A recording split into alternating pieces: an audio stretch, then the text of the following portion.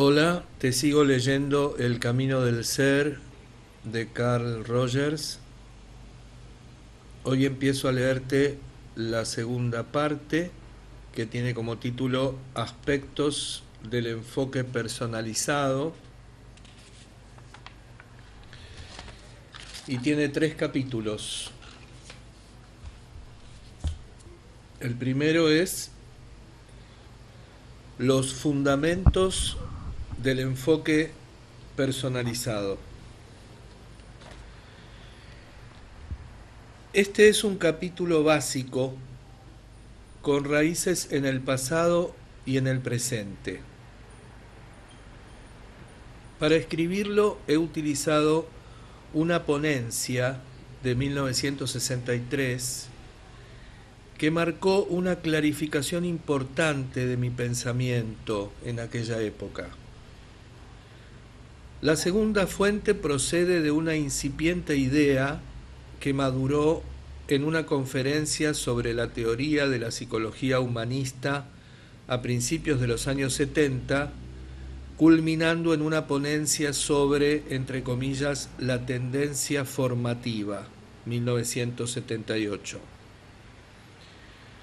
A pesar de que expresé mi agradecimiento al historiador británico Lancelot White, más adelante me sorprendió descubrir unas ideas prácticamente idénticas en un libro mucho más antiguo, 1926, de Jan Christian Smuts, el legendario guerrero intelectual y gobernante sudafricano. Después de una derrota política con la que terminó su primera legislatura como primer ministro,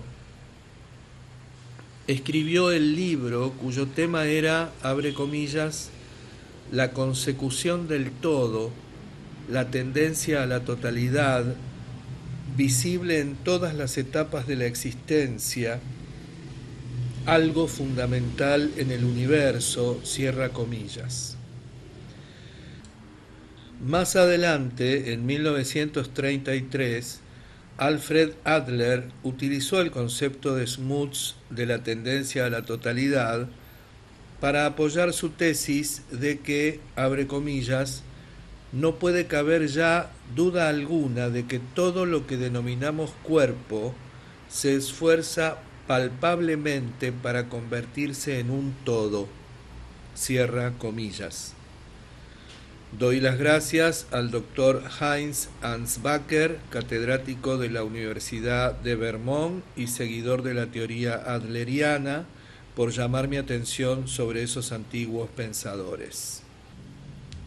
Ha sido muy alentador descubrir que esa fuerza hacia la totalidad, prácticamente ignorada por los científicos, era comprendida por aquellos pensadores hace ya mucho tiempo. La tercera base de esta ponencia la constituyen las obras de 3 hombres que juegan un papel primordial en el mundo científico actual. Fritjof Capra, físico teórico, Magoa Murayama, filósofo de la ciencia, e Ilya Prigogine, químico y filósofo, galardonado con el Premio Nobel. Así pues, esta ponencia se nutre de numerosas fuentes, integrando esas ideas antiguas y nuevas en una estructura de una forma de ser personalizada. Lo que he intentado ha sido describir en lenguaje asequible ciertos conceptos profundos, a cuyos autores expreso mi sumo agradecimiento por las ideas generativas, tanto del pasado como del presente inmediato. La redacción de este capítulo me ha producido una enorme satisfacción y me es grato presentarlo.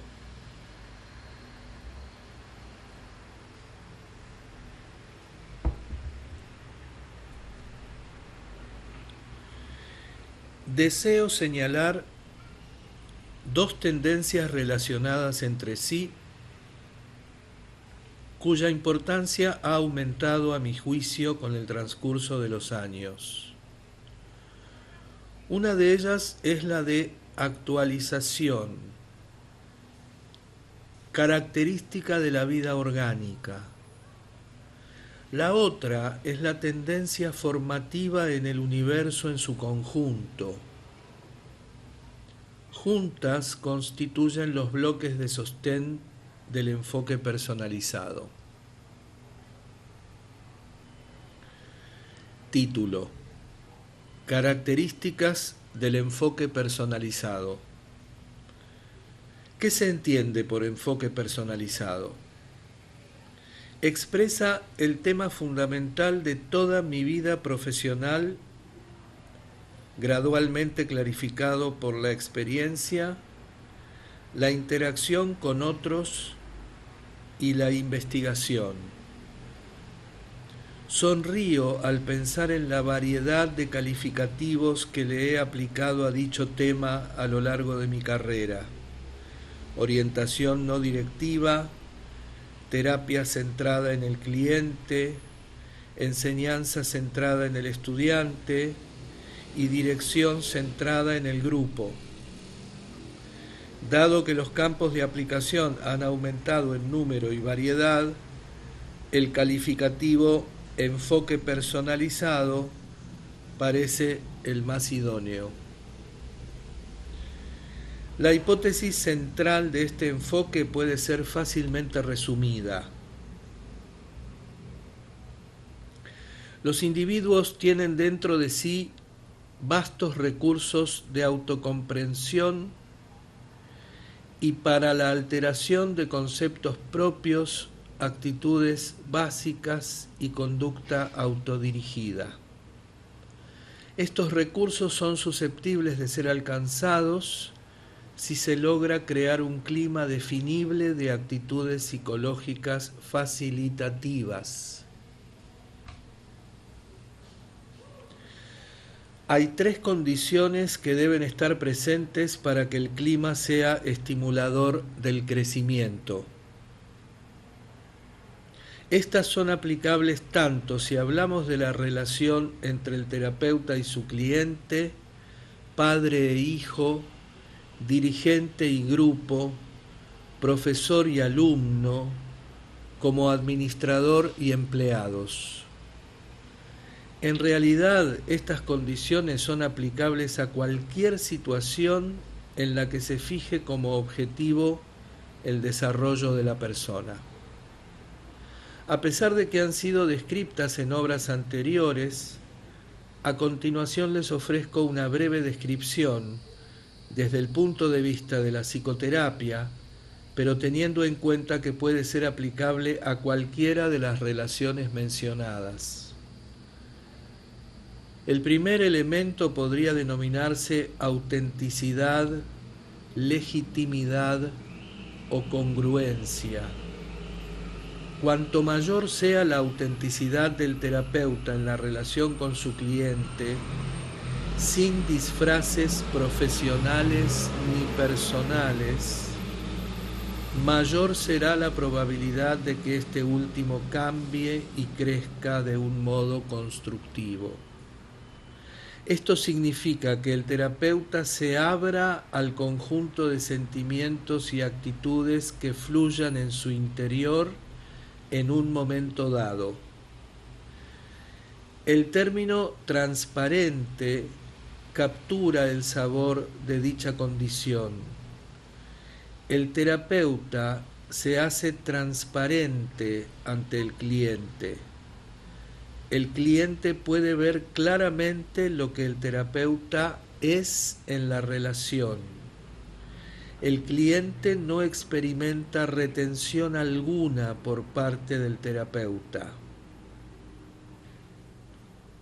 En cuanto al terapeuta, si lo que experimenta está a disposición de su consciente, puede ser vivido en la relación y comunicado si es apropiado.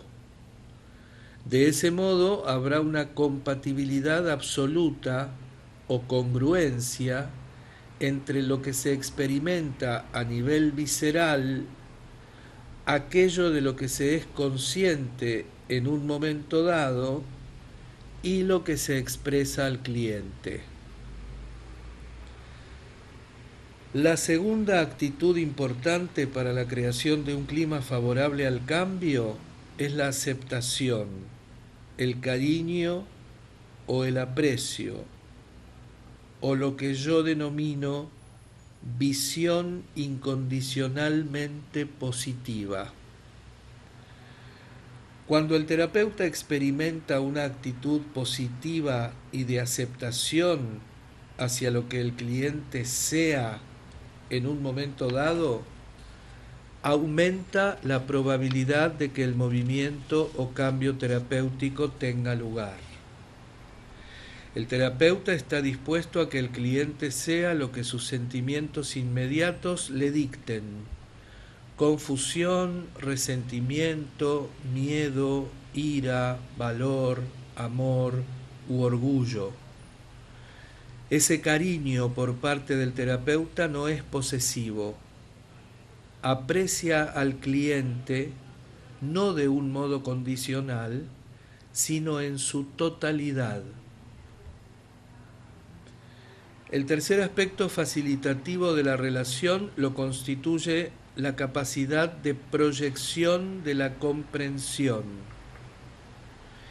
Esto significa que el terapeuta percibe con precisión los sentimientos e intenciones que el cliente experimenta y le hace partícipe de su comprensión.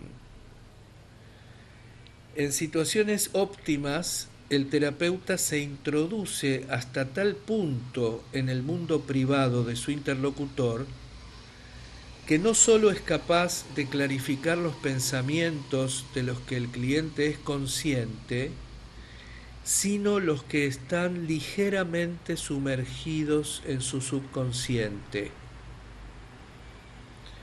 Este modelo sensible y activo de escuchar es sumamente excepcional en nuestras vidas.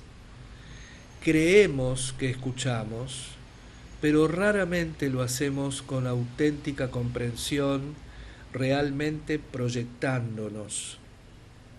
Sin embargo, esta forma especial de escuchar constituye una de las fuerzas de cambio más potentes que conozco. ¿Cómo produce el cambio el clima descripto? En breve, cuando las personas son aceptadas y apreciadas, tienden a desarrollar una actitud de mayor cariño hacia sí mismas.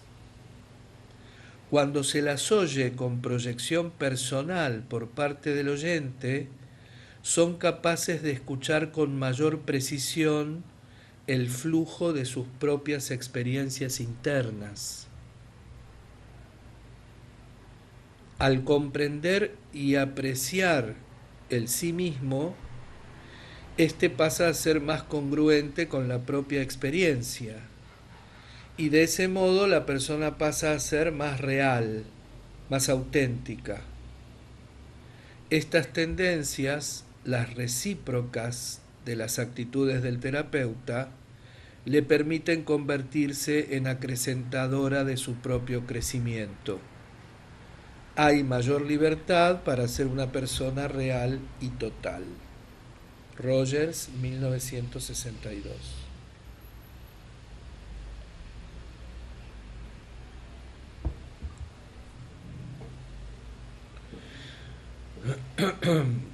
Título: Pruebas que confirman el enfoque personalizado.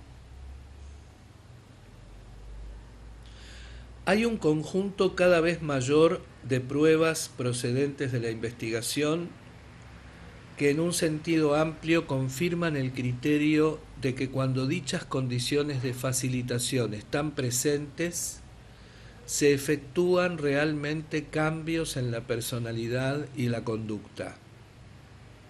Esta investigación se ha llevado a cabo desde 1949 hasta nuestros días. Se han realizado estudios sobre los beneficios de la psicoterapia personalizada con individuos perturbados y esquizofrénicos, sobre la facilitación de la enseñanza en las escuelas y para la mejora de otras relaciones interpersonales. Algunas investigaciones excelentes y poco conocidas han sido llevadas a cabo por Aspey, 1972, Aspey y Roebuck, 1976, y otros en el campo pedagógico, además de Tausch y sus colaboradores en Alemania, en muchos campos distintos. Título: Un proceso direccional en la vida. La práctica, la teoría y la investigación han puesto de manifiesto que el enfoque personalizado se apoya en la confianza básica en los seres humanos y en todos los organismos. Existen pruebas en muchas disciplinas que justificarían incluso una afirmación más amplia. Cabe afirmar que en todo organismo existe a cualquier nivel una corriente fundamental de movimiento hacia la realización constructiva de sus posibilidades intrínsecas. También en los seres humanos hay una tendencia natural hacia un desarrollo más complejo y completo. El término mayormente utilizado ha sido el de tendencia actualizadora y se halla presente en todos los organismos vivos. Tanto si hablamos de una flor como de un roble, de un gusano o de una hermosa ave, de un simio o de una persona, creo que debemos reconocer que la vida es un proceso activo, no pasivo. Tanto si el estímulo es interno como externo, y si el ambiente es favorable o adverso, podemos estar seguros de que la conducta del organismo tendrá como objeto su mantenimiento, mejora y reproducción. Esta es la propia naturaleza del proceso que denominamos vida. Dicha tendencia opera en todo momento. En realidad, solo la presencia o ausencia de este proceso direccional en su conjunto nos permite determinar si un organismo está vivo o muerto. Evidentemente, la tendencia de actualización puede ser desbaratada o retorcida, pero no puede ser destruida sin destruir el organismo. Recuerdo que cuando era niño, en mi casa guardaban las papas para el invierno en un cesto en el sótano. Dice patatas esta traducción española, pero voy a leer papas. Recuerdo que cuando era niño en mi casa guardaban las papas para el invierno en un cesto en el sótano, a más de 1 metro por debajo de una pequeña ventana. Las condiciones no eran favorables, pero a pesar de ello germinaban. Sus brotes eran de un blanco enfermizo, muy diferentes a los verdes y sanos que producen cuando se plantan en primavera. Sin embargo, esos tristes y endebles tallos llegaban a crecer 4 o 5 palmos hacia la luz de la ventana. Esos brotes, en su curioso y fútil crecimiento, constituían una expresión desesperada de la tendencia direccional que he descrito.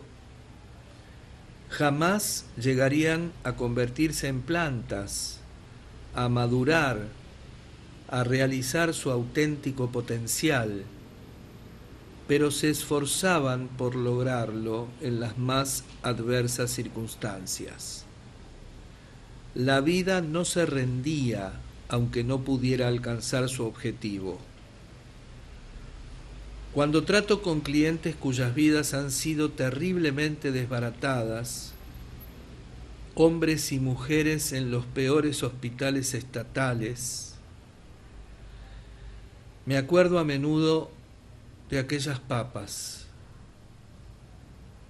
Las condiciones en las que esa gente se ha desarrollado han sido tan adversas que frecuentemente sus vidas parecen anormales, retorcidas, apenas humanas. Sin embargo, se puede confiar en su tendencia direccional. La pista para comprender su conducta es el hecho de que luchan en las únicas formas de las que según su percepción disponen para avanzar hacia el crecimiento, hacia la existencia. A las personas sanas sus esfuerzos les pueden parecer grotescos y fútiles, pero ellos son el intento desesperado de la vida por realizar su propia existencia. Esta potente tendencia constructiva constituye la base fundamental del enfoque personalizado. Subtítulo: Algunos ejemplos que confirman el proceso direccional. No soy el único en pensar que la tendencia actualizadora es fundamentalmente lo que hace que un organismo, entre comillas, funcione. Goldstein, 1947, Maslow, 1954, Anguial, 1941-1965, Szent-Györgyi, 1974, y otros tienen puntos de vista similares y han influido en mi propio pensamiento. En 1963 aclaré que esta tendencia implica un desarrollo hacia la diferenciación entre órganos y funciones, una mejora a través de la reproducción. Szent-Györgyi afirma que los misterios del desarrollo biológico serían inexplicables, abre comillas, sin suponer un impulso innato en la materia viva que la empuja hacia su propio perfeccionamiento, cierra comillas. El organismo, en su estado normal, avanza hacia su propia realización, su autorregulación y la independencia del control externo. Pero ¿existen otras pruebas que confirmen este criterio? Permítanme que les hable de cierto trabajo biológico que apoya el concepto de la tendencia de actualización. Un ejemplo repetido con diversas especies lo constituyen los experimentos que Hans Driesch llevó a cabo hace ya muchos años con erizos de mar. Logró separar las dos células que se forman después de la primera división del huevo fertilizado. Si se les hubiera permitido desarrollarse normalmente, está claro que cada una de dichas células se habría convertido en una porción de larva de erizo, siendo necesaria la contribución de ambas para la formación de un animal completo. Por consiguiente, parece también evidente que después de su diestra separación y en el caso de que sobreviviesen, cada una debería convertirse en una porción de erizo. Sin embargo, esta suposición pasa por alto la tendencia direccional y de actualización característica de todo crecimiento orgánico. Lo que se descubrió fue que cada célula, si se lograba mantener viva, se convertía en una larva completa de erizo, ligeramente más pequeña que las demás, pero normal y completa. He elegido este ejemplo porque parece guardar una estrecha afinidad con mi experiencia en el trato individual de personas en relaciones terapéuticas, en la facilitación en grupos intensivos y en el suministro de, entre comillas, libertad de aprendizaje a los estudiantes en las aulas. En estas situaciones me impresiona muchísimo el hecho de que cada ser humano esté dotado de una tendencia direccional hacia la totalidad y hacia la actualización de su propio potencial. He descubierto que la psicoterapia o las experiencias no eran eficaces cuando intentaba crear en otro individuo algo de lo que no estuviera ya dotado. Sin embargo, si he logrado facilitar condiciones favorables al crecimiento, esa tendencia direccional positiva ha producido resultados constructivos. El científico con el huevo de erizo dividido se hallaba en la misma situación. No podía forzar el desarrollo de la célula en un sentido ni en otro, pero al concentrar su pericia en facilitar las condiciones necesarias para la supervivencia y crecimiento de la célula, se pusieron de manifiesto tanto la tendencia como la dirección del crecimiento, cuyo origen se hallaba en el propio organismo. No se me ocurre ninguna analogía mejor para la terapia o la experiencia de grupo, donde si logro suministrar el fluido amniótico psicológico adecuado, tendrá lugar algún tipo de avance constructivo. Me gustaría agregar un comentario que quizá aclare este criterio. Algunas veces se habla de esta tendencia de crecimiento como si implicara el desarrollo de todo el potencial del organismo. Esto es claramente falso. Como puntualizó uno de mis colegas, el organismo no tiende a desarrollar su capacidad de náusea, ni a actualizar su potencial autodestructivo, ni su habilidad para soportar el dolor. Solo en circunstancias inusuales o perversas se actualiza dicho potencial. Es evidente que la tendencia de actualización es selectiva y direccional, es decir, constructiva.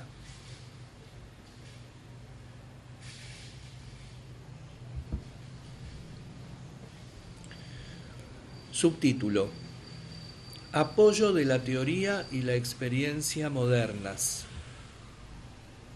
Pentoni, en una ponencia inédita de 1978, afirma decididamente que quienes comparten el criterio de la tendencia actualizadora, abre comillas, no deben sentirse inhibidos por la creencia de que pueda estar en pugna con la ciencia o las teorías del conocimiento modernas, cierra comillas. Describe las diversas epistemologías recientes y en particular la de Murayama, 1977. En la actualidad se explora la teoría de que el, entre comillas, código genético no contiene la información necesaria para especificar las características del organismo maduro. En su lugar, está dotado de un conjunto de reglas que determinan las interacciones de las células que se dividen. Se necesita mucha menos información para codificar las reglas que para dirigir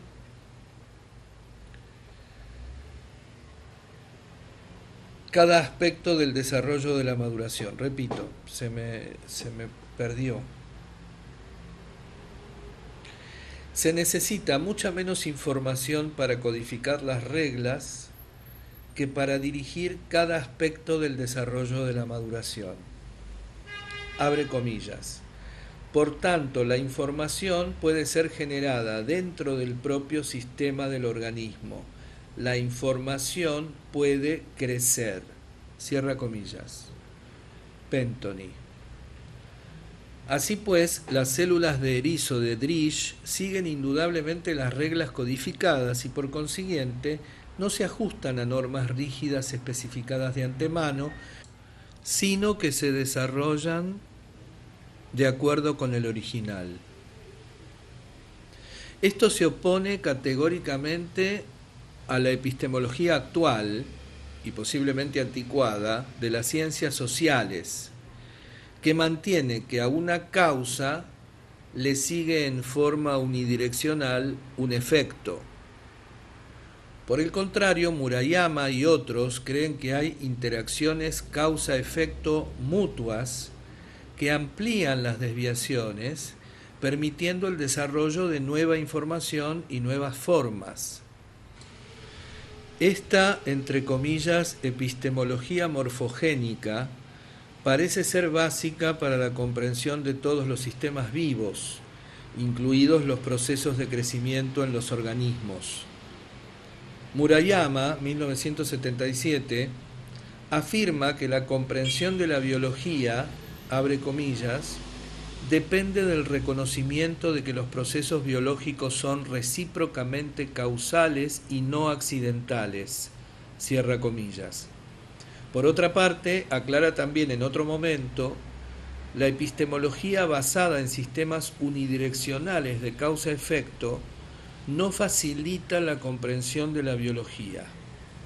Por consiguiente, es sumamente necesario pensar de nuevo en las bases de estímulo-respuesta y causa-efecto en las que se apoyan en gran parte las ciencias sociales.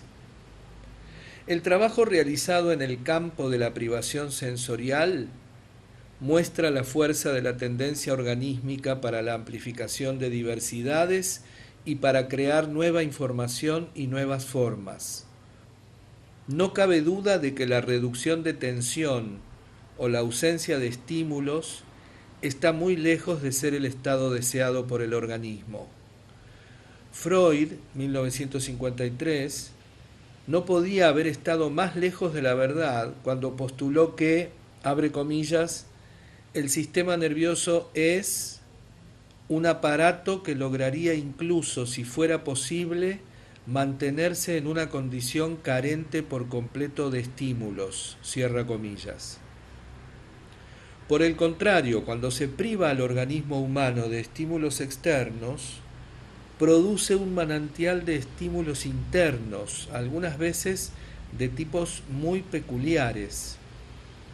Lilly, 1972, fue uno de los primeros en relatar sus experiencias después de haber estado en suspensión en un tanque de agua insonorizado.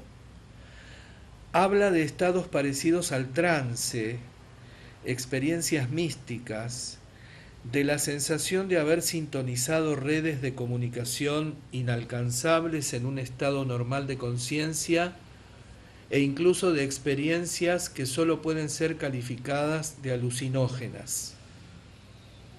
Está claro que cuando los estímulos externos que recibe una persona quedan reducidos a un mínimo absoluto, ésta queda expuesta a una plétora de experiencias a un nivel muy alejado del de la vida cotidiana. Es evidente que el individuo no entra en un estado de homeostasis, de equilibrio pasivo. Esto solo ocurre en organismos enfermos.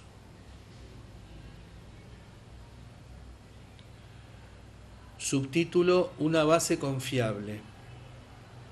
Por consiguiente, para mí cabe afirmar que el sustrato de toda motivación lo constituye la tendencia del organismo hacia su realización. Esta tendencia puede expresarse en una amplísima gama de conductas y como respuesta a una gran variedad de necesidades. Para que la seguridad sea absoluta, es preciso satisfacer, por lo menos en parte, ciertos requerimientos básicos antes de que otras necesidades se conviertan en urgentes.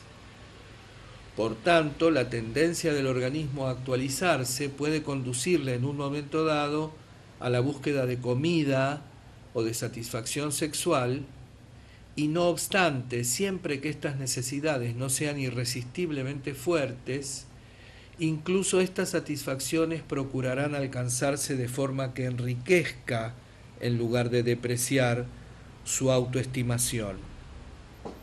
Asimismo, el organismo procurará también alcanzar otras formas de realización en sus transacciones con el medio ambiente. La necesidad de explorar e introducir cambios en el medio ambiente, así como la de jugar y explorarse a sí mismo, además de muchas otras formas de conducta, no son más que expresiones básicas de la tendencia de actualización. Resumiendo, los organismos están siempre buscando, iniciando, siempre, entre comillas, tramando algo. Hay una fuente central de energía en el organismo humano. Dicha fuente es una función confiable del conjunto del sistema, más que de una parte del mismo, y la forma más simple de conceptualizarla es como tendencia a la realización, a la actualización, involucrando no sólo el mantenimiento, sino el enriquecimiento del organismo. Título: un criterio más amplio, la tendencia formativa. Muchos son los que critican este punto de vista. Les parece excesivamente optimista y que no se ocupa debidamente del elemento negativo, nocivo, el lado oscuro de los seres humanos. Por consiguiente, querría colocar esta tendencia direccional en un contexto más amplio. Con este propósito recurriré a numerosas obras e ideas de otros pensadores de disciplinas diferentes a la mía. He aprendido de muchos científicos, pero quiero destacar especialmente lo mucho que debo a las obras de Albert Szent-Györgyi, 1974, galardonado con el Premio Nobel de Biología, y Lancelot White, 1974, historiador ideológico. Mi tesis principal es la siguiente. Parece haber una tendencia formativa que actúa en el universo y que puede ser observada a todos los niveles. Esta tendencia ha recibido mucha menos atención de la que merece.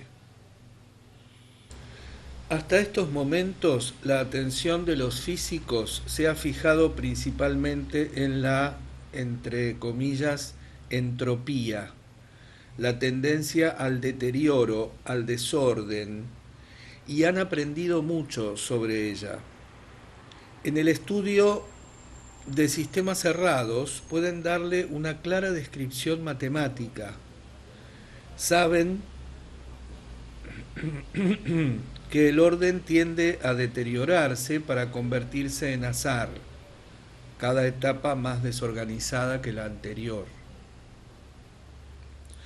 Estamos también muy familiarizados con el deterioro orgánico.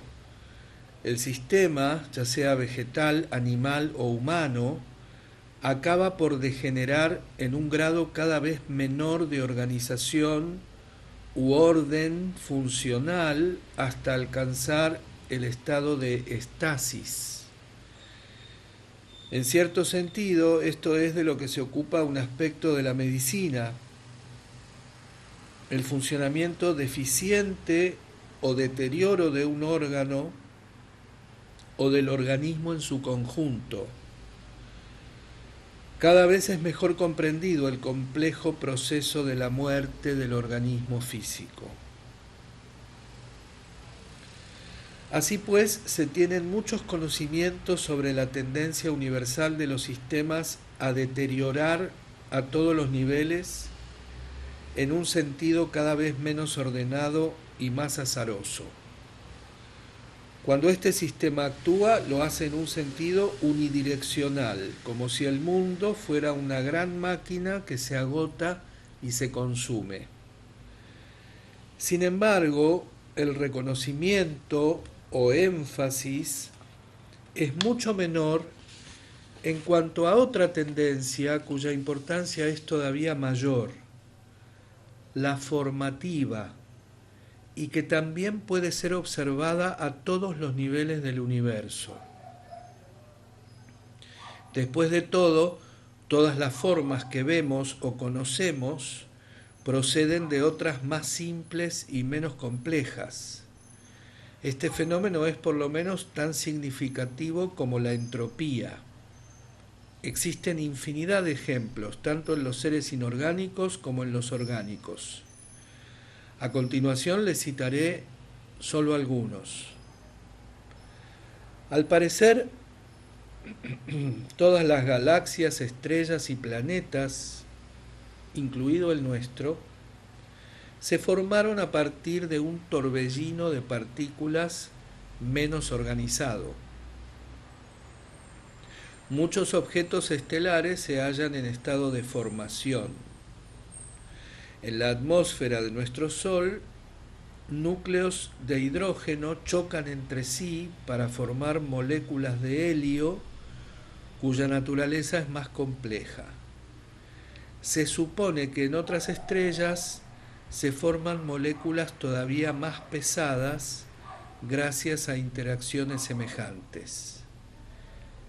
Según tengo entendido, cuando a los materiales simples de la atmósfera terrestre, antes de que comenzara la vida en el planeta, hidrógeno, oxígeno y nitrógeno en forma de agua y amoníaco, se les aplican descargas eléctricas o radiación, en primer lugar se forman moléculas más pesadas y a continuación los más complejos aminoácidos.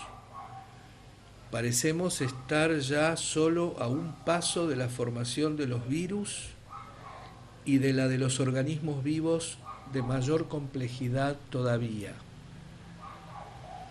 Un proceso creativo y no desintegrador es lo que está en funcionamiento.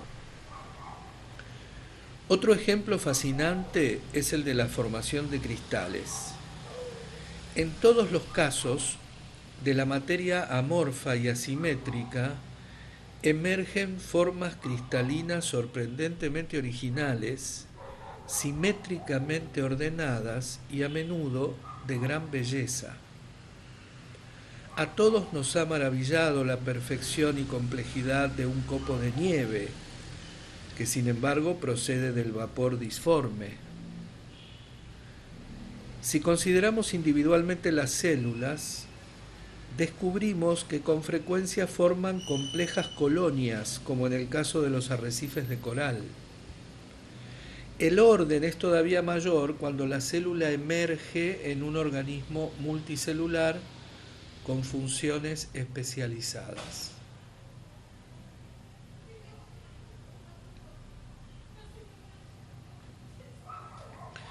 No es preciso que describa el proceso gradual de evolución orgánica en su totalidad. Todos estamos familiarizados con la creciente complejidad de los organismos. No siempre logran desenvolverse con éxito en su ambiente en evolución, pero la tendencia hacia la complejidad está siempre patente. Quizá para la mayoría de nosotros, la mejor forma de reconocer la evolución del proceso orgánico consiste en considerar el desarrollo de un solo óvulo humano fertilizado, comenzando con una simple división celular, pasando a continuación por el estado acuático, para convertirse finalmente en un inmensamente complejo y altamente organizado bebé humano. Como lo afirma Jonas Salk, en la evolución hay un orden manifiesto y creciente. Así pues, sin ignorar la tendencia al deterioro, debemos otorgar pleno reconocimiento a lo que Szent-Györgyi denomina, entre comillas, sintropía, y White, entre comillas, tendencia mórfica, que consiste en una propensión permanente hacia un orden creciente y una compleja capacidad de interrelación, tan evidente a nivel inorgánico como orgánico. El universo construye y crea permanentemente, además de deteriorar. Este proceso es también evidente en el ser humano.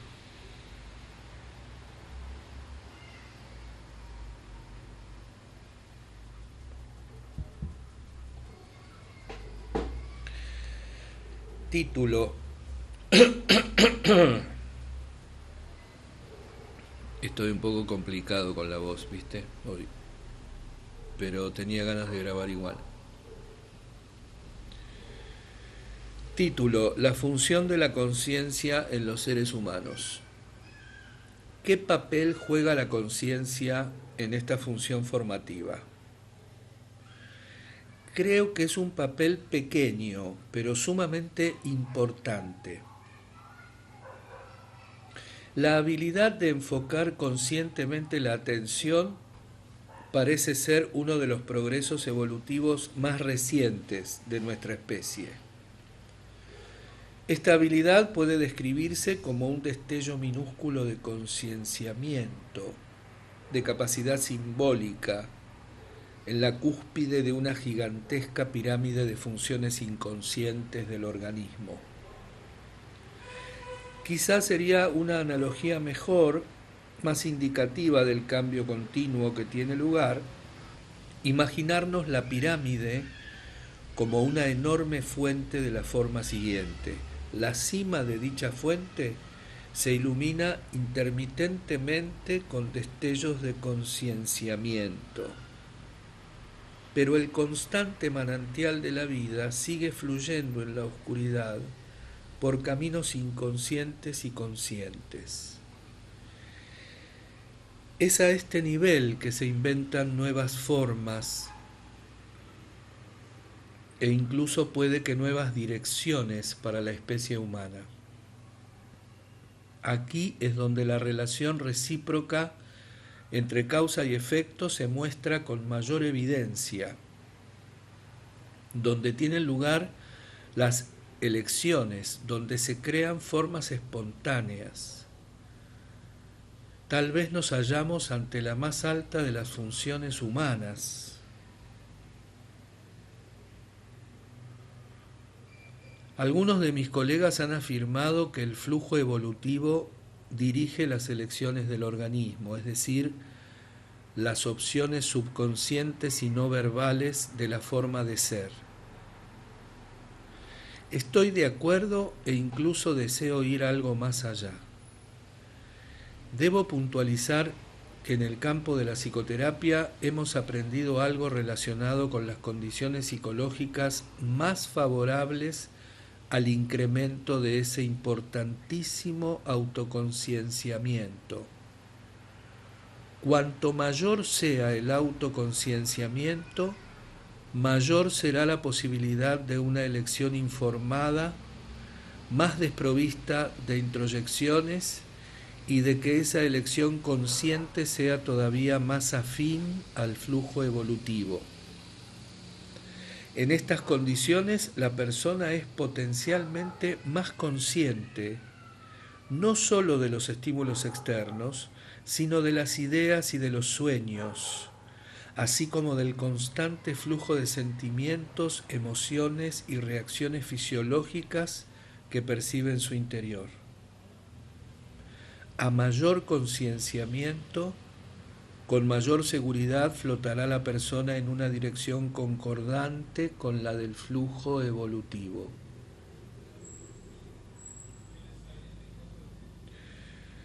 Cuando una persona funciona de ese modo, no significa que sea consciente de todo cuanto ocurre en su interior, como el ciempiés que quedó paralizado cuando adquirió conciencia de cada una de sus patas.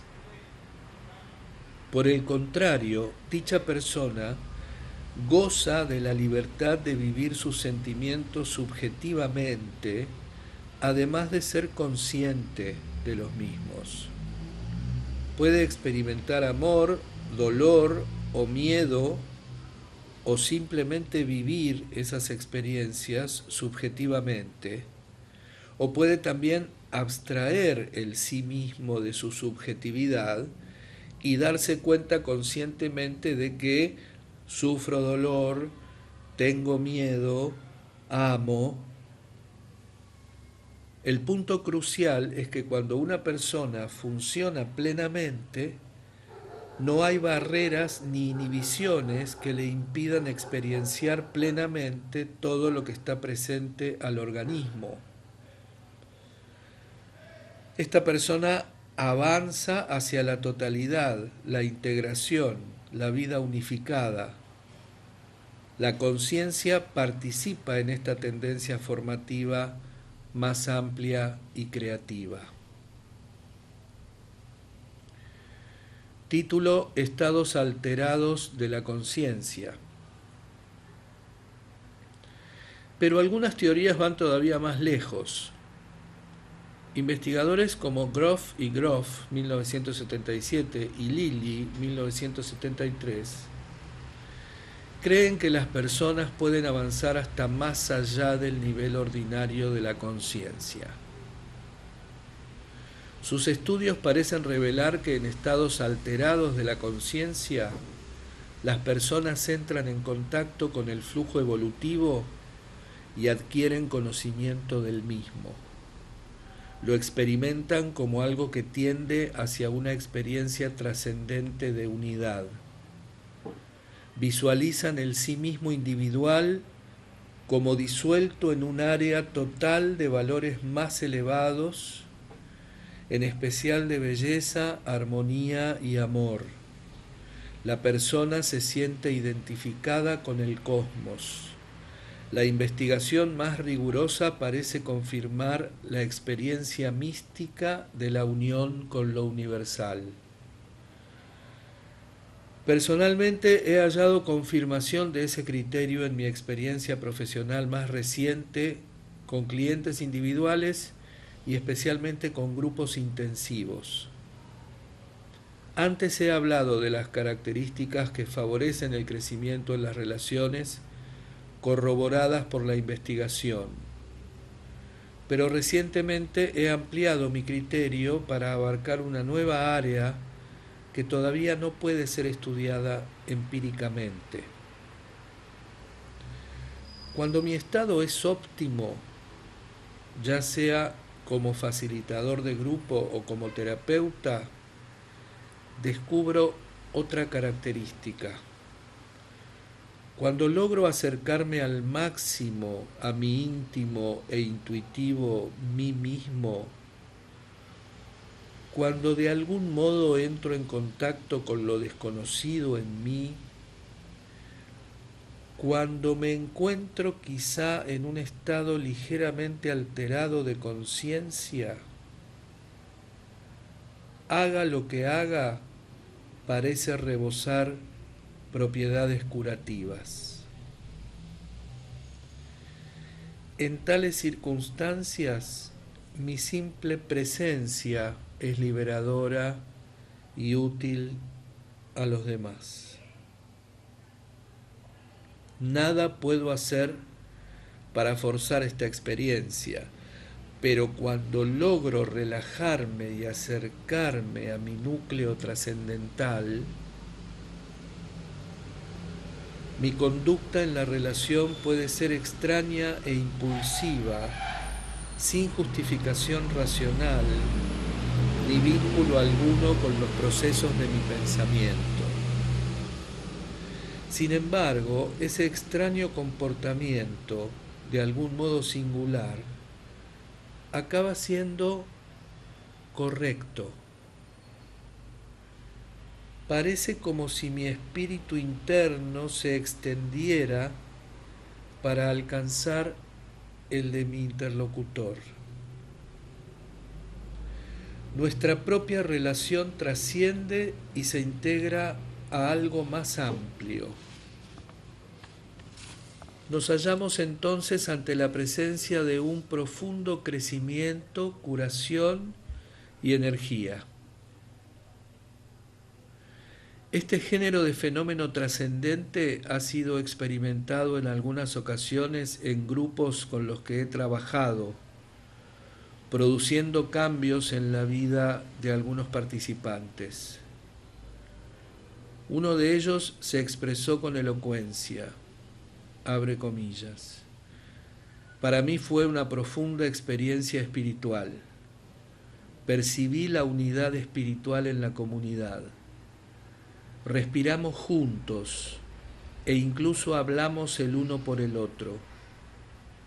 Sentí el poder de la, entre comillas, fuerza de la vida, lo que quiera que sea, que nos imbuye a todos.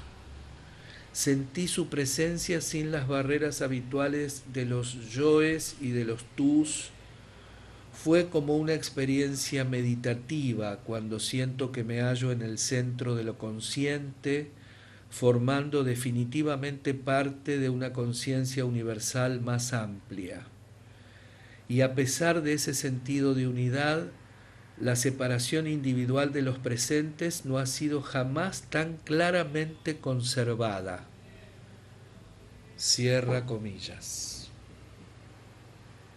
Una vez más, al igual que en la descripción de los estados alterados de la conciencia, este relato participa de lo místico.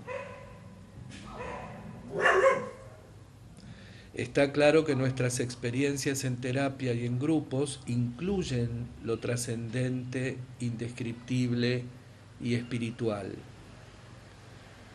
No puedo evitar estar convencido de que, al igual que muchos otros, he subestimado la importancia de la dimensión mística y espiritual. Título: La ciencia y la mística. Estoy seguro de que en este punto muchos lectores me abandonarán. ¿Qué ha ocurrido?, se preguntarán, con la lógica, la ciencia y el raciocinio.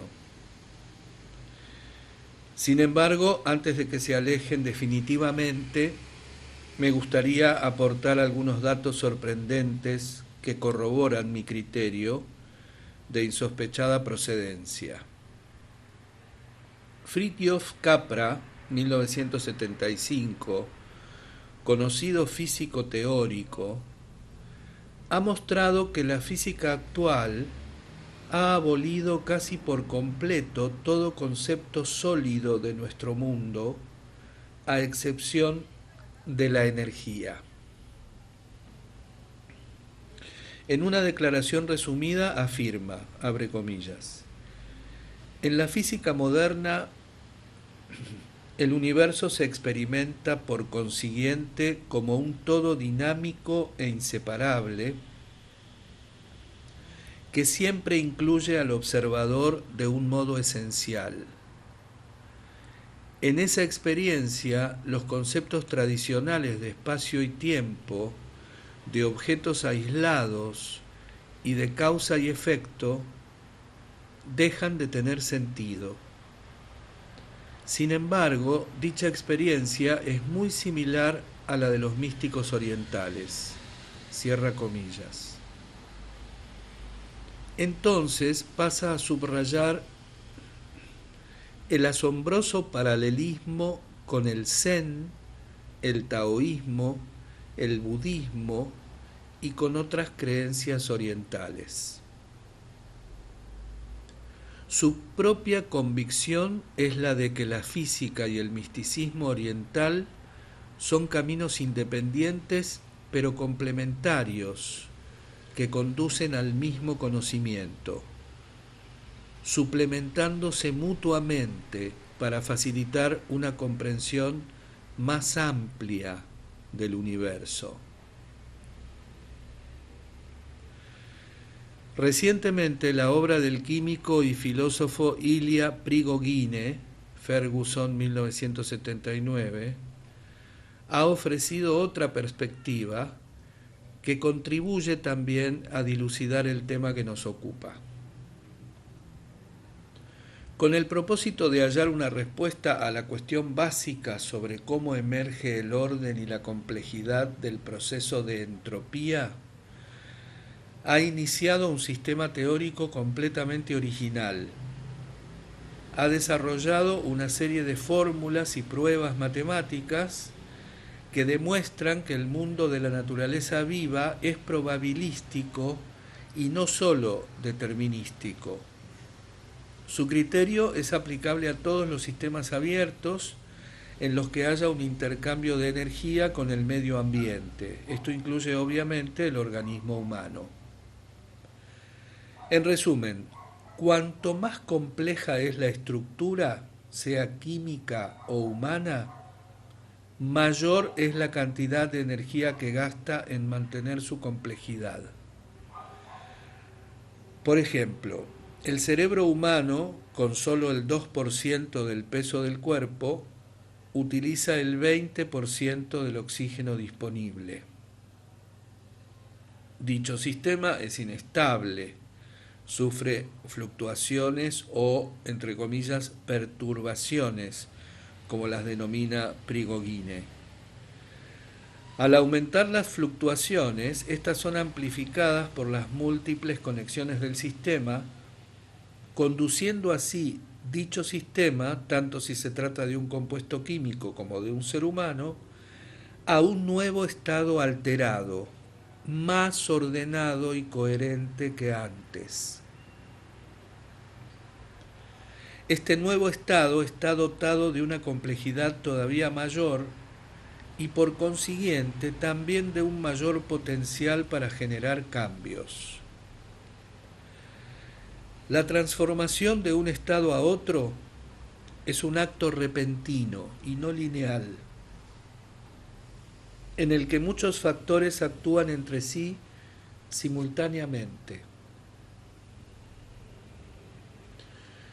Para mí es muy interesante que este fenómeno haya sido demostrado por Don, 1977-78, en su investigación del concepto de, entre comillas, experienciar de Gendlin en psicoterapia, Gendlin 1978. Cuando en una relación terapéutica se adquiere experiencia consciente, con plenitud y aceptación de un sentimiento hasta entonces reprimido, no solo se percibe una definitiva mutación psicológica, sino un cambio concomitante al alcanzar el nuevo estado de interiorización. La teoría de Prigogine parece contribuir a una mejor comprensión de la meditación, las técnicas de relajamiento y los estados de conciencia alterada en los que se aumentan las fluctuaciones por medios diversos. Aporta sostén al valor del reconocimiento y expresión de los sentimientos, tanto positivos como negativos, permitiendo de ese modo la perturbación total del sistema. Prigogine reconoce la estrecha semejanza que existe entre su, entre comillas, ciencia de la complejidad y los criterios de los sabios y místicos orientales, así como con las filosofías de Alfred North Whitehead y Henri Bergson. Su criterio, según él, se dirige hacia, entre comillas, una profunda visión colectiva. Sorprendentemente, el título de su último libro es From Being to Becoming, de ser a llegar a ser, 1979. Extraña denominación para la obra de un químico y filósofo. Su conclusión se resume en pocas palabras, abre comillas. Cuanto mayor es la complejidad de un sistema, mayor es su potencial de autotrascendencia. Sus partes cooperan en su reorganización. Cierra comillas. Ferguson, 1979. Así pues, la física y la química teóricas confirman parte de la validez de las experiencias trascendentes, indescriptibles, inesperadas y transformadoras, es decir, los fenómenos que tanto yo como mis colegas hemos observado y que consideramos concomitantes con el enfoque personalizado. Título: Una hipótesis para el futuro. Al intentar evaluar el alcance de los diversos temas que he presentado, junto con algunas de las pruebas que parecen apoyarlos, me inclino a formular una amplia hipótesis sumamente tentativa en mi mente. Sin embargo, en honor a la claridad, la expondré en términos definidos.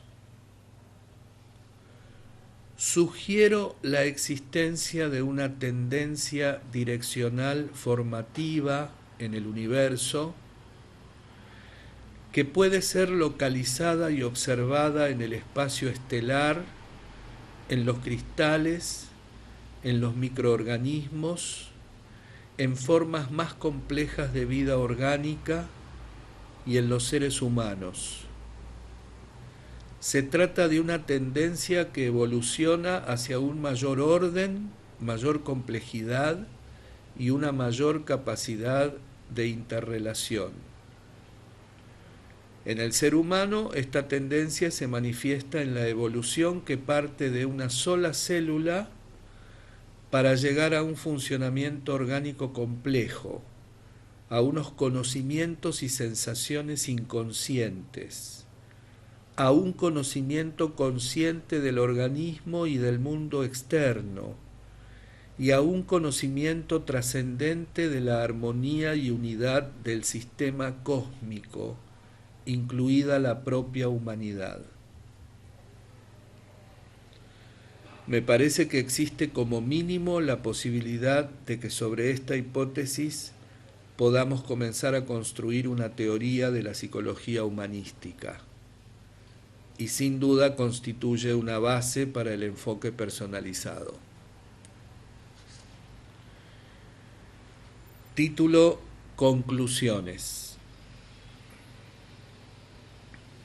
Lo que he estado diciendo es que en nuestro trabajo como terapeutas y facilitadores personalizados hemos descubierto las cualidades actitudinales que son demostrablemente eficaces en la liberación constructiva y en los cambios que favorecen el crecimiento de la personalidad y de la conducta de los individuos.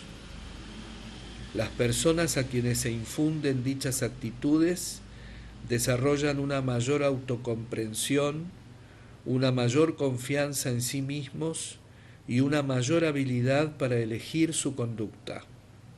Aprenden de un modo más significativo y disponen de mayor libertad para ser y llegar a ser.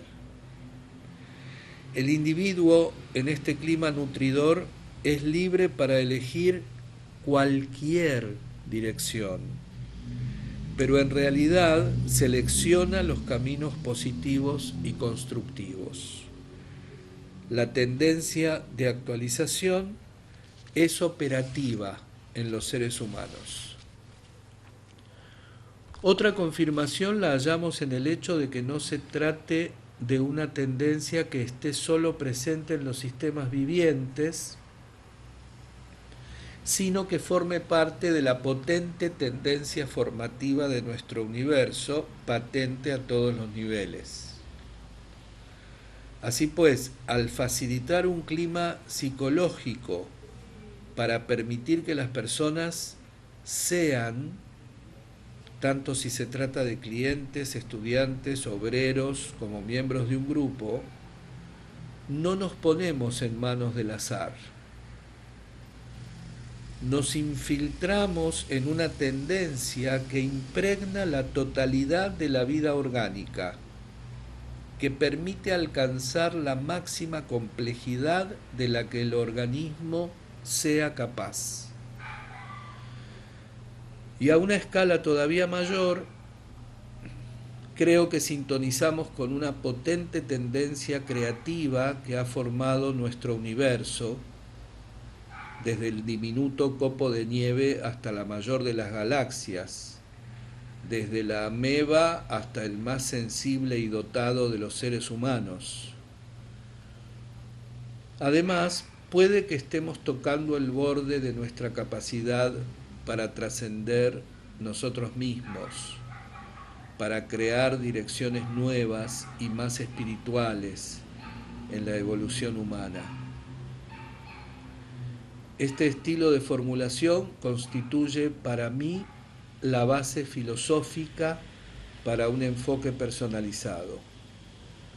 Justifica mi dedicación a una forma de ser afirmativa, de la vida.